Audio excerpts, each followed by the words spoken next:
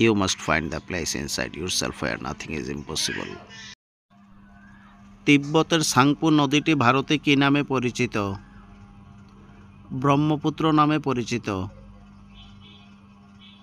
কোন নদী বিহারের দুঃখী নদী নামে পরিচিত? কোশি নদী।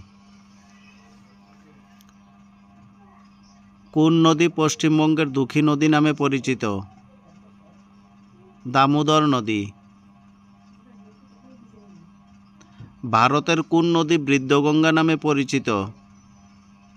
গোদাবরী।